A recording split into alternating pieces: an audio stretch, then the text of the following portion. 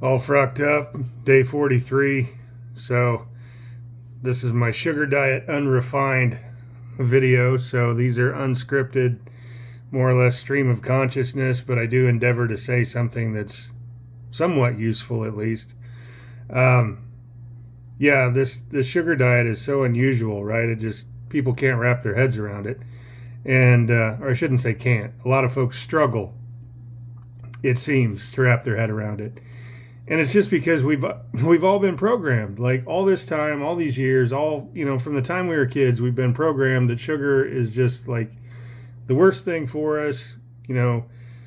Everyone wants it in their ice cream, everyone wants it in their birthday cake. We always look forward to it. Somehow it's a treat, but we're told at the same time it's bad. It'd be like a camp counselor, cautioning us on cocaine and then like handing it out as a special treat. I don't know. That's probably random. But yeah, so candy's so bad, sugar's so terrible, and yet we crave it when we're kids and it's used as a reward system. But then we're told as we grow up, don't have too much of it, it'll kill you, essentially. So, yeah, so many people struggle with like, what are you doing? Are you trying to give yourself diabetes?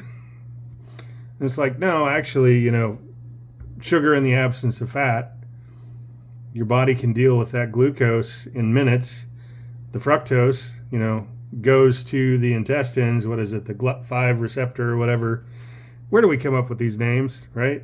I understand that we're figuring out the pathways in the body, but why do we name things the way we name them? I mean, that's not even, like, I understand when we name things using Latin, right? That all makes sense. Kingdom, phylum, genus, species, all that stuff. But like, why do we just, I even understand like the sugar names and the enzyme names and all that, but like GLUT5 or whatever it is. But in any case, so the fructose goes to the portal vein and then on to the liver. Okay, cool.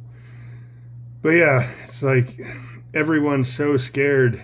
And again, I need to stop speaking in generalizations like that. Not everyone. Quite a few people are still scared of sugar. And, quite a few people have like lost the adaptation, it seems, to process sugar well. I was among that group. I was not thriving on the sugar diet when I first switched over. Yeah, like the highest sugar stuff that I had on any kind of like health and wellness approach was back in 2017 through like 2019. I would drink kombucha every day. And so I was doing like kombucha fasting, but the kombucha is such a low sugar content that I think I still basically didn't have any kind of glucose tolerance. But I'm left with many scobies, the symbiotic culture of bacteria and yeast that allows us to ferment tea and various other things into kombucha. I've fermented cold brew coffee that was sugar laden, and the bacteria loved that, and that was an interesting coffee. That was pretty good stuff.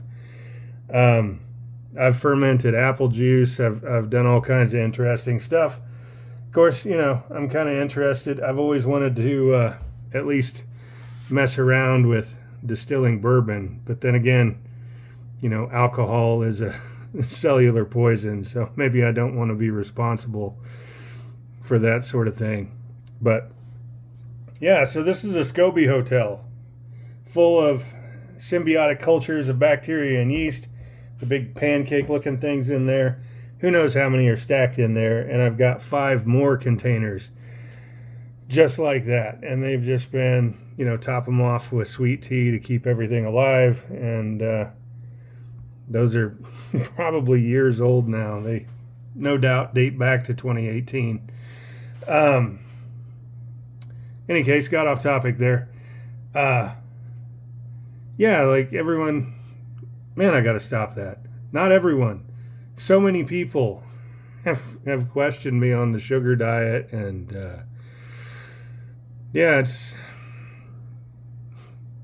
all part of like reversing our programming, for lack of a better word. That was the word that just kept coming to mind right then. Social conditioning, all that stuff. And people are like, wow, that's really unusual. It's like, yeah, but we have unusual goals. And unusual goals, when you're trying to get through rapid weight loss, unusual goals have unusual methods sometimes. So, the sugar fasting, and even the sugar diet, if you're not getting in much food volume, they're not going to be completely sustainable unless you can really crank the volume up, because otherwise we'd be catabolic, and next thing you know, we're in skeleton city, as the verbiage goes in the sugar diet community here. Yeah, I don't know. I'll cross that bridge when I come to it.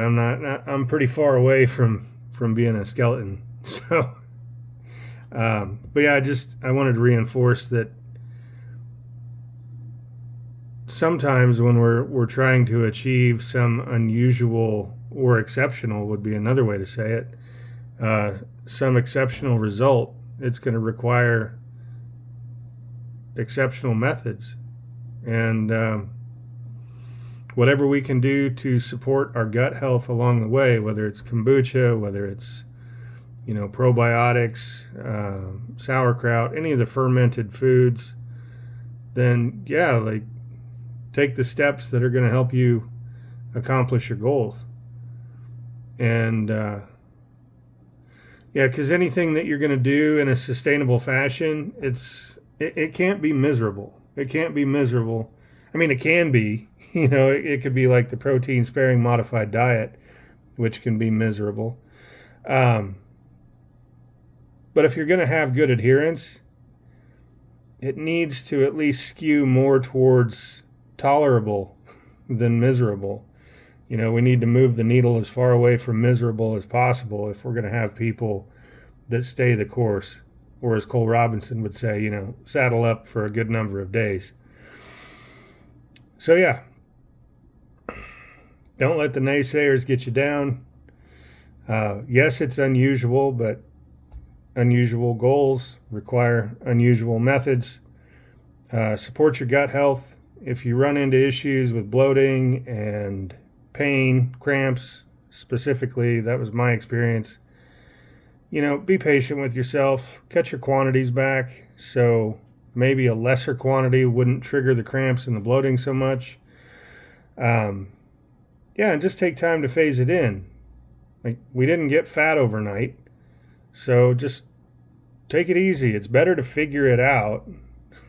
I mean, I just went crashing through the wall like Kool-Aid Man, and just just full speed ahead, damn the torpedoes, full speed ahead. It was like cramps and bloating, and I just kept plowing forward. But yeah, be patient with yourself, because the more you can fine tune the food choices and the beverage choices and the quantities, the more you're going to really be supporting your adherence to the plan long term.